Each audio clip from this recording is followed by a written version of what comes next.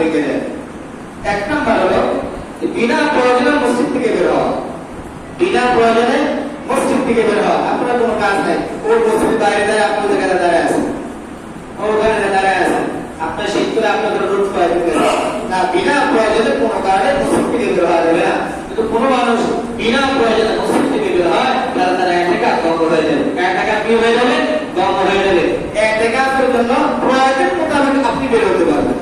যেমন কোনো মসজিদের ভিতরে ব্যবস্থা না থাকে, বিভিন্ন জায়গা আছে, পুষ্কুনের মধ্যে যা গোসল করতে হয়, পুষ্কুনের মধ্যে যা গোসল করতে হয়, তাহলে আপনি ওখানে যেতে পারবেন। এটা আপনার জরুরত, আপনার তাৎক্ষণিকতার বিষয় আছে, অথবা আপনার ওখানে গিয়ে গোসল করতে হবে, ওখানে গোসল করে যত তাড়াতাড়ি সম্ভব মসজিদের মধ্যে চলে আসতে হবে। এটা যাতে না হয় আমি মসজিদের মধ্যে অবস্থান করলাম, হ্যাঁ আমার নাতি আসছে, একটু বাইরে যায়, কেমন আছে, ভালো আছে, এটি করা যাবে না। আমার ছেলে আসছে, আমার আত্মীয় স্বজন আসছে, আপনার বাইরে দাঁড়িয়ে দাঁড়িয়ে দীর্ঘ সময় আপনি কথাবার্তা বলতেছেন, তাহলে আপনার এতেকাফ হবে না। কারণ মসজিদের যে এরিয়া আছে, এরিয়ার বাইরে আপনারা যাওয়ার কোনো সুযোগ নাই। আরেকটি মাসলা হলো, অনেক সময় দেখা যায় অনেক মানুষ এতেকাফের মধ্যে বসে, কিন্তু এতেকাফ করছে ঠিকই, কিন্তু খানা এনে দেওয়ার কোনো লোক নাই। লোকটা ঠিক খাবে বাঁচতে হবে, তখন বলা হয়েছে যে তার খানা সে বাড়িতে যেতে পারবে, শুধু এর জরুরত খানা নিয়ে আমার মসজিদ চলে আসবে, এটা প্রয়োজন মোতাবেক সে চাইতে পারবে, কোনো সমস্যা নাই। কারণ হাদিসের মধ্যে আছে, কারণ নবী সাল্লাল্লাহু আলাইহি ওয়াসাল্লাম ইয়াকুলু বিল মারিদ ওয়া হুয়া কাতিবুন লা ইয়াকুলু কামা হুয়া ওয়া লা ইউআতিজু ইয়াস্তাবআনহু। আল্লাহ রাসূল সাল্লাল্লাহু আলাইহি ওয়াসাল্লাম একজন অসুস্থ ব্যক্তির পাশ দিয়ে অতিক্রম করতেছিলেন, যাইতেছিলেন, অসুস্থ একজন মানুষ। আল্লাহ রাসূল সাল্লাল্লাহু আলাইহি ওয়াসাল্লাম অন্য সময় এমন ভাবে তিনি যাইতেছেন যে তিনি এতেকাফ অবস্থায় ওই সময় ছিলেন। অন্য ভাবে যেভাবে অতিক্রম করেন সেভাবে অতিক্রম করেছেন। ওই ব্যক্তি তো জিজ্ঞাসা করেন না যে তোমার হালত কেমন, তুমি কেমন আছে, কি অবস্থা, মানে এটা আপনার জরুরত না, এটা প্রয়োজন না, কারণ তিনি এতেকাফ করতে অবস্থায় আছেন। আল্লাহ রাসূল সাল্লাল্লাহু আলাইহি ওয়াসাল্লাম ওই ব্যক্তির সাথে কথা বলেন না। এই কারণে আমাদের প্রয়োজন ছাড়া বাইরে হওয়া যাবে না, প্রয়োজন ছাড়া আমাদের কোনো কাজ করা যাবে না। প্রয়োজন যেটা অতি জরুরি সেটা আমার এখানে গিয়ে করতে হবে, সেটা আমাকে এখানে গিয়ে করতে হবে। দুই নাম্বার হলো রোজা না রাখা বা ভেঙে ফেলা। এতেকাফ করার জন্য শর্ত হলো রোজা রাখতে হবে।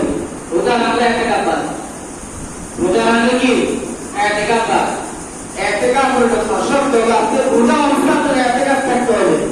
আপনার এই সমস্যা রোজা ভেঙে ফেলছে, তাহলে আপনার এতেকাফ হলে এতেকাফ বাতিল। এতেকাফ কি বাতিল? ওয়ালা ইতিকাফা ইল্লা বিশামি। রোজা ছাড়া এতেকাফ নেই, রোজা ছাড়া কোনো কি এতেকাফ নাই। তিন নম্বর এই মাসলা হলো মহিলাদের জন্য এতেকাফ করা অবস্থায় যদি ঋতুবতী হয়ে পড়তো নারী, অনেক নারীরা ঘরের এক কোণে এতেকাফ করতো। অনেক মহিলারা পুরুষরা কি করেন, ঘরে এক কোণায় বসে মহিলারা কি করেন, এতেকাফ করেন। কারণ তাদের জন্য মাসলা হলো যে তাদের মাসিক যে সমস্যাগুলো হয়, এই সমস্যাগুলো হয় তাদের থাকে, তাদের এতেকাফ করলে এতেকাফ হবে না, এতেকাফ ভেঙে যাবে। এতেকাফ কি হয়ে যাবে? শেষ দশকের মধ্যে কোনো নারীর সম্ভাবনা আছে যে শেষ দশকের মধ্যে তারা এতেকাফ করা অবস্থায় তার এই সমস্যার সম্মুখীন হওয়ার সম্ভাবনা, তাহলে এতেকাফ করে তার কি হবে? এতেকাফ হবে না। ওটার থেকে শুদ্ধ পবিত্র থাকতে হবে, ওটার থেকে কি থাকতে হবে? শুদ্ধ পবিত্র থাকতে হবে। 4 নম্বর যেটা স্ত্রীর সাথে দেখাশোনা ইত্যাদি, এগুলো সব বাদ দিতে হবে। 5 নম্বর ওদের সাথে ইত্যাদি জরুরি হয়েছে মসজিদ থেকে বের হয়ে অযথা বাড়তি সময় কাটানো, এটা করা যাবে না। ওদের নাম দিয়ে আপনি যদি কথা বলেন, সেটা বললাম, অ্যাসেন্সের নাম দিয়ে দাঁড়িয়ে কথা বলা, এই ধরনের কোনো কাজ করা যাবে না। যদি কোনো ব্যক্তি এই ধরনের কাজ করে তাহলে তার এতেকাফ হবে না, তার এতেকাফ হবে না। এতেকাফের অনেক আদব আছে, আপনার সবসময় এতেকাফের আদবগুলো হলো মসজিদের এক কোণার মধ্যে কি করতে হবে? একটা পর্দা টানাইতে হবে। একটা পর্দা টানিয়ে ওখানে আমরা নিরিবিলি আমরা ইবাদত করব।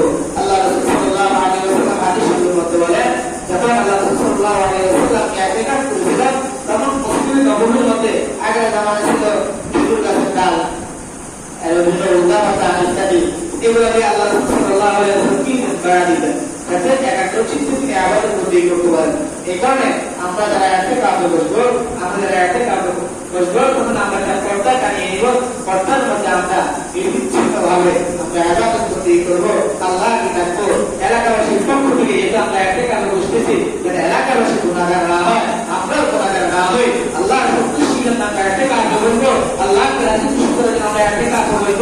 এগুলো প্রতিটা মুহূর্ত, প্রত্যেকটা মুহূর্তে আপনাদের অনেক থাকে।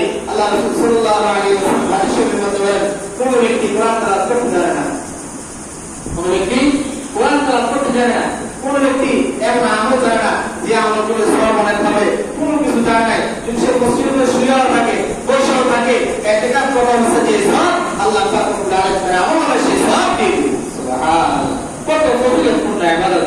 এই কারণে আমরা চেষ্টা করব, আলহামদুলিল্লাহ আমাদের মুসলিমদের মধ্যে এই বছর 3-4 জন পোশাক নিয়ে করেছেন, যারা বসবেন আল্লাহ তাদেরকে কবুল করুন, আল্লাহ তাদেরকে সুস্থ রাখুন, সকল ধরনের বিপদ আপদ থেকে আল্লাহ হেফাজত করুন, সকল ধরনের অসুস্থতা থেকে আল্লাহ হেফাজত করুন। যারা নিয়ত করেছেন আল্লাহ তাদের নিয়তকে কবুল করুন। রাসূল সাল্লাল্লাহু আলাইহি ওয়াসাল্লাম যেভাবে নিয়ত করেছেন মৃত্যু পর্যন্ত আমি ইতিকাফ করে দেব, তারা যেন মৃত্যু পর্যন্ত ইতিকাফ করতে পারে, মসজিদের মধ্যে আল্লাহর ইবাদত করতে পারে। আল্লাহ আমল করার তৌফিক দান করুন।